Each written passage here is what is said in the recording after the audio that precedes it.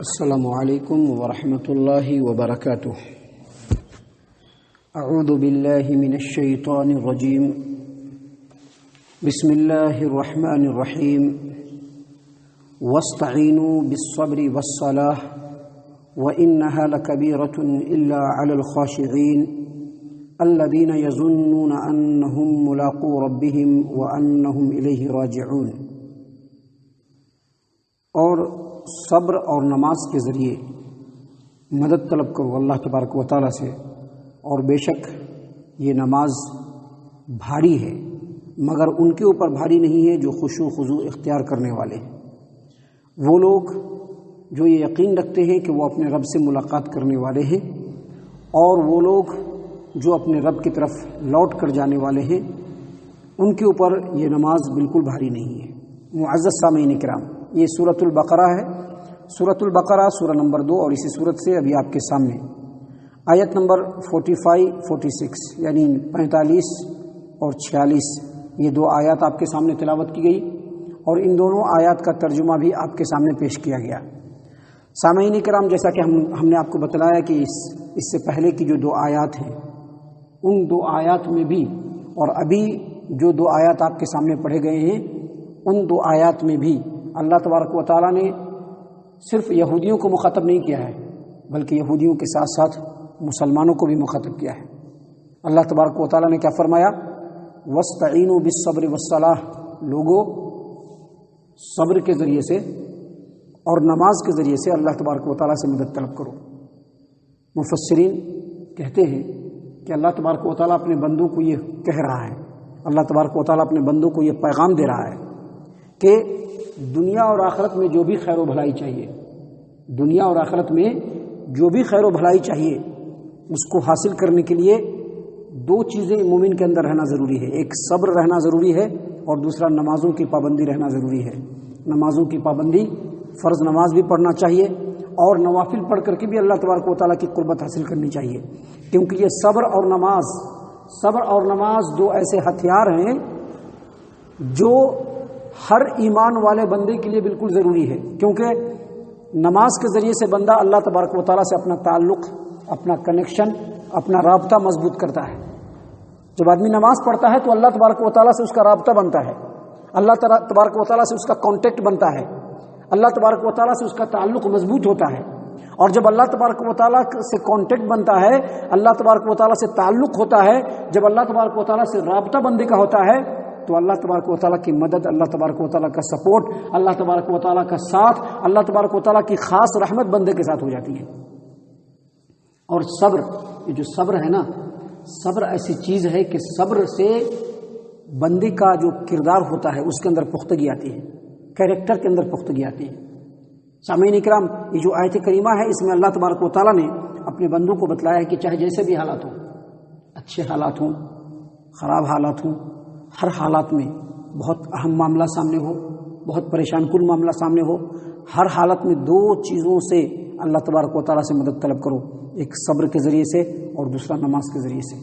یہ نماز بڑی اہم چیز ہے، یاد رکھیے گا۔ اللہ کے رسول صلی اللہ علیہ وسلم کو جب بھی کوئی اہم کام سامنے ہوتا، جب بھی کوئی بہت ہی امپورٹنٹ مسئلہ سامنے ہوتا نبی صلی اللہ علیہ وسلم کے، آپ صلی اللہ علیہ وسلم نماز پڑھتے تھے۔ اہل علم نے اسی نماز کو صلاۃ الحاجہ کہا ہے۔ بہت سارے علماء کہتے ہیں کہ نہیں، صلاۃ الحاجہ یہ نہیں ہے، ثابت نہیں ہے۔ صلاۃ الحاجہ کا مطلب کیا ہوتا ہے؟ ضرورت کے وقت کی نماز۔ صلاۃ الحاجہ کا مطلب ہوتا ہے ضرورت کے وقت کی نماز۔ ہمارے شیخ اور وہ عالم دین جن کو علماء عرب نے احد اعلام الہند کہا ہے، وہ کون عالم دین ہیں؟ وہ ہیں فضیلت الدکتور فضل الرحمن مدنی رحمہ اللہ، جو ابھی کچھ دنوں پہلے انتقال ہوئے ہیں۔ اپنے ہندوستان کے بہت بڑے مفتی ہیں۔ ان کی کتاب نعمت المنان، اس کے اندر انہوں نے واضح طور پر کہا ہے کہ اللہ کے رسول صلی اللہ علیہ وسلم صلاۃ الحاجہ پڑھا کرتے تھے، یعنی جب بھی نبی صلی اللہ علیہ وسلم کے پاس کوئی اہم کام آتا، کوئی امپورٹنٹ کام آتا، جب بھی کچھ مسائل آپ صلی اللہ علیہ وسلم کے سامنے درپیش ہوتے تھے، تو آپ صلی اللہ علیہ وسلم فوراً نماز کی طرف آتے تھے، جیسا کہ سنن نبی داؤد کتاب التطوع حدیث نمبر 1319 1390 نمبر کی روایت ہے کہ حذیفہ رضی اللہ عنہ بیان کرتے ہیں کہ کان النبی صلی اللہ علیہ وسلم اذا حزبہ امر صلی، جب بھی نبی صلی اللہ علیہ وسلم کے سامنے کوئی عام کام آتا، جب بھی نبی صلی اللہ علیہ وسلم کے سامنے کوئی معاملہ درپیش ہوتا، جب بھی کوئی امپورٹنٹ کام انجام دینا ہوتا تو نبی صلی اللہ علیہ وسلم نماز پڑھتے تھے، کیونکہ نماز پڑھنے سے اللہ تبارک و تعالیٰ سے آدمی کا تعلق مضبوط ہوتا ہے، معاملات سدھرتے ہیں، زندگی کے اندر خوشحالی آتی ہے، جو بھی پریشانیاں ہیں وہ چھٹ جاتی ہے، ذہنی اعتبار سے، جسمانی اعتبار سے انسان چاق و چوبند ہو جاتا ہے، اور اسی طرح سے روحانی اعتبار سے بھی اللہ تبارک و تعالیٰ سے تعلق مضبوط ہو جاتا ہے۔ اسی لیے اللہ تبارک و تعالیٰ نے کیا کہا، وَاسْتَعِینُوا بِالصَّبْرِ وَالصَّلَاةِ، دیکھو اللہ تبارک و تعالیٰ سے مدد طلب کرو، صبر کے ذریعے سے بھی اور نماز کے ذریعے سے بھی۔ یہ جو صبر ہے نا، صبر کی دو قسمیں ہیں۔ ابھی ہم لوگ عام طور پر کیا سمجھتے ہیں، صبر کس کو کہتے ہیں؟ کوئی مصیبت پر آ تو صبر کر لیا، ہم لوگ یہ سمجھتے ہیں صبر۔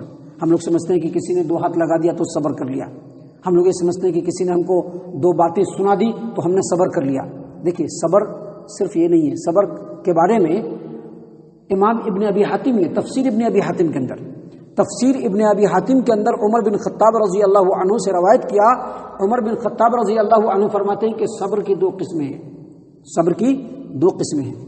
اگر انسان کے اوپر کوئی مصیبت آئے، کوئی پریشانی آئے، کوئی تکلیف آئے، یا کوئی نقصان کر دے، کوئی کچھ بول دے، ایسے وقت میں جو بندہ صبر کرتا ہے وہ صبر کی ایک قسم ہے، اور یہ بہت بہتر ہے۔ اور دوسرا صبر کی جو دوسری قسم یہ ہے کہ اللہ تبارک و تعالیٰ کی فرما برداری کو حاصل کرنے کے لیے جب نیکی کا کام انجام دے اور اس وقت مشقت ہو تو صبر کرے، اور اللہ تبارک و تعالیٰ کی فرما برداری کو حاصل کرنے کے لیے جو حرام اور ناجائز کام ہے جس کو اللہ تبارک و تعالیٰ نے جس سے منع کیا ہے اس سے رک جانا، یہ صبر ہے۔ ابھی دیکھیے فار ایگزامپل، ابھی فجر کی اذان ہوئی، ہم بستروں پر تھے، اذان کی آواز ہمارے کان میں گئی، نیند کا بھی غلبہ ہے، لیکن اس کے باوجود ہم نے نیند کو سائڈ کیا اور بستر سے اٹھ کر کے وضو کیا، وضو کر کے مسجد میں آئے، یہ صبر ہے، کیونکہ آپ نے نیند کو قربان کیا ہے۔ نیند کو قربان کرنے کے وقت جو طبیعت کے اندر مشقت ہوتی ہے، اس مشقت کو پیچھے ہٹا کر کے اللہ تبارک و تعالیٰ کی بارگاہ میں جھکنے کے لیے آگے بڑھنا، اسی کو صبر کہتے ہیں۔ سامعین کرام، اسی چیز کو اللہ تبارک و تعالیٰ نے یہاں پر بیان فرمایا ہے، وَاسْتَعِینُوا بِالصَّبْرِ وَالصَّلَاةِ، لوگوں صبر اور نماز کے ذریعے سے اللہ تبارک و تعالیٰ سے مدد طلب کرو، صبر اور نماز کے ذریعے سے۔ یاد رکھیے آگے اللہ تبارک و تعالیٰ نے مزید فرمایا وَإِنَّهَا لَكَبِيرَةٌ إِلَّا عَلَى الْخَاشِعِينَ، نماز جو ہے مشکل ضرور ہے لیکن سبھی لوگوں کے لیے نہیں، نماز جو ہے پریشان کن ضرور ہے لیکن سبھی لوگوں کے لیے نہیں۔ إِنَّهَا لَكَبِيرَةٌ، یہ نماز مشقت والی ضرور ہے، گرانبار ضرور ہے لیکن سبھی لوگوں کے لیے نہیں۔ جو خشوع خضوع اختیار کرنے والے ہیں، جو اللہ کے سامنے جھکنے والے ہیں، جو اللہ تبارک و تعالیٰ کے حکموں کے غلام ہیں، جو اللہ تبارک و تعالیٰ کے حکموں کے سامنے اپنے گردنوں کو جھکانے والے ہیں، نماز ان کے لیے کوئی مشکل نہیں ہے، کوئی مشکل نہیں ہے، کوئی مشکل نہیں ہے۔ یقین مانیے نماز کن کے لیے مشکل ہے؟ جو دنیا کی طرف بھاگ رہے ہیں۔ نماز ان کے لیے مشکل ہے جن کو آخرت پہ یقین نہیں ہے، جو یہ نہیں یقین رکھتے ہیں کہ اللہ تبارک و تعالیٰ کے بارگاہ میں پہنچنا ہے۔ دیکھیے اللہ تبارک و تعالیٰ کیا فرما رہے ہیں، وَإِنَّهَا لَكَبِيرَةٌ إِلَّا عَلَى الْخَاشِعِينَ، نماز بوجھ نہیں ہے، نماز مشکل نہیں ہے، نماز مشقت والا نہیں ہے، کن کے لیے؟ جو خشوع خضوع اختیار کرنے والے ہیں، اللہ کے سامنے جھکنے والے ہیں۔ اور اللہ کے سامنے جھکنے والے کون ہیں؟ اگلی آیت کریمہ میں اللہ تعالیٰ نے اس کی تفسیر بیان کی۔ کیا تفسیر بیان کی اللہ تبارک و تعالیٰ نے؟ الذین یظنون انہم ملاقو ربہم وانہم الیہ راجعون، جو لوگ یقین رکھتے ہیں، یظنون، یہ جو یظنون ہے اس کے اندر ظن کا لفظ ہے، ظن، اور ظن کا مطلب عموماً گمان کے لیے آتا ہے، لیکن یہاں پر ظن کا مطلب یقین ہے۔ اللہ نے قرآن کریم میں دوسری جگہ بھی ظن کا جو لفظ ہے اس کو استعمال کیا، اس کا معنی یقین ہے۔ کون سا معنی؟ دیکھیے سورۃ الکہف ہم لوگ پڑھتے ہیں، سورۃ الکہف آیت نمبر 53، اللہ تبارک و تعالیٰ قرآن کریم میں فرماتے ہیں وَرَأَى الْمُجْرِمُونَ النَّارَ فَظَنُّوا أَنَّهُمْ مُوَاقِعُوهَا،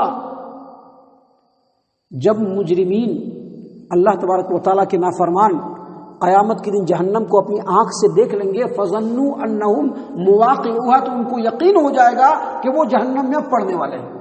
تو یہاں پر یقین کا مطلب ہے اللہ تبارک و تعالیٰ فرماتے ہیں کہ نماز مشکل ہے مگر ان کے لیے مشکل نہیں ہے جو اللہ تبارک و تعالیٰ کے سامنے جھکنے والے ہیں اور جو یہ یقین رکھتے ہیں کہ کل قیامت کے دن اللہ رب العالمین سے ملاقات ہوگی اور ہم کو اللہ رب العالمین کی طرف لوٹ کر کے جانا ہے. کیوں؟ ابھی ہم لوگ بھی بول سکتے ہیں کہ ہم کو بھی یقین ہے، لیکن اگر یقین ہے تو وہ یقین ہمارے کیریکٹر سے دکھے گا. سب سے پہلے تو ہم کو نماز کی پابندی کرنی پڑے گی، دوسرے گناہوں سے بچنا بھی ہے لیکن پہلے نمازوں کی پابندی کرنی پڑے گی. کیونکہ جو بندہ یہ یقین رکھتا ہے کہ کل اللہ تبارک و تعالیٰ سے ملاقات ہوگی تو اس کو اس بات کا بھی یقین ہوگا کہ رب العالمین کے بارگاہ میں پہنچیں گے تو سب سے پہلے اللہ تبارک و تعالیٰ نماز کے بارے میں ہی پوچھے گا. جانتے ہیں نا، اللہ تبارک و تعالیٰ سب سے پہلے نماز کے بارے میں پوچھے گا. اور حدیث میں یہ بھی ہے کہ جب نماز کے بارے میں پوچھے گا اور نماز میں بندہ پاس نہیں ہو پائے گا تو کسی چیز میں پاس نہیں ہوگا. اسی لیے اللہ تبارک و تعالیٰ نے یہاں پر فرمایا ہے کہ جو خشوع خضوع والے ہیں، جن کے اوپر نماز بوجھ نہیں ہے، وہ لوگ ہیں جو یقین رکھتے ہیں کہ کل رب العالمین سے ہماری ملاقات ہوگی، رب العالمین کے بارگاہ میں لوٹ کر کے جانا ہے. اور جو لوگ یقین نہیں رکھتے ہیں ان کے لیے نماز بوجھ ہے. لہٰذا آج ہی فیصلہ کر لینا ہے، آج ہی دلوں کی دنیا بدل لینا ہے، آج ہی نمازوں سے جڑ جانا ہے، آج ہی اپنے آپ کو اللہ تبارک و تعالیٰ کا پکا اور سچا مومن بندہ بنا لینا ہے. اللہ تعالیٰ سے دعا ہے کہ اللہ تعالیٰ ہم تمام کو ان تمام باتوں کے اوپر غور و فکر اور تدبر کرنے کی توفیق عنایت فرمائے. ہم تمام کو ہمارا رب پکا سچا مومن اور مسلمان بنائے. اللہ تبارک و تعالیٰ ہم تمام کو اللہ اور اس کے رسول صلی اللہ علیہ وسلم کا فرما برداری کرنے والا بنائے، صحابہ کرام رضی اللہ عنہم کے طریقے پر چلنے والا بنائے، جنت الفردوس میں جگہ عطا فرمائے. اے اللہ ہم تمام کو جہنم سے پناہ دے. اے رب العالمین ہم تمام کو جہنم سے پناہ دے. اے مالک الملک ہم تمام کو جہنم سے پناہ دے. آمین یا رب العالمین. وما علینا الا البلاغ المبین.